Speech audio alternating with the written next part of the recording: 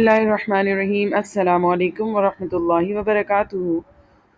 آج کی اس ویڈیو کے ذریعے ہم تخلیقی لکھائی سیکھیں گے۔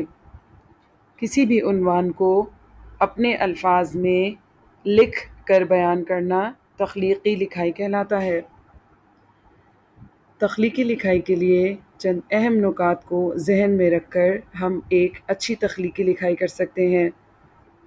ہمیشہ عنوان کا خاکہ بنانا چاہیے، مختصر اور سادہ جملوں کا استعمال کرنا چاہیے۔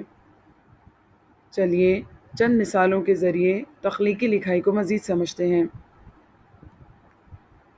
بچوں، ہم جس عنوان پر تخلیقی لکھائی کرنے جا رہے ہیں، سب سے پہلے اس عنوان کو ذہن میں رکھتے ہوئے اس کا خاکہ بنائیں گے اور پھر اسے نقاط میں لکھیں گے۔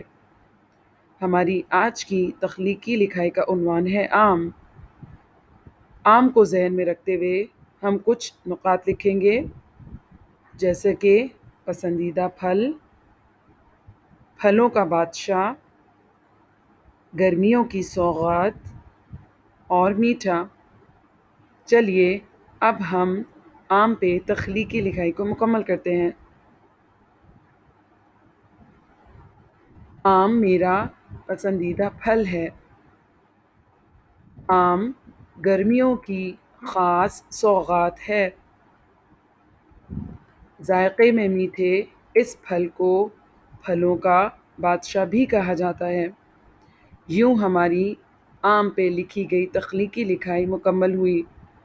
میں امید کرتی ہوں آج کی اس ویڈیو کے ذریعے آپ تخلیقی لکھائی کو بخوبی سمجھ چکے ہوں گے۔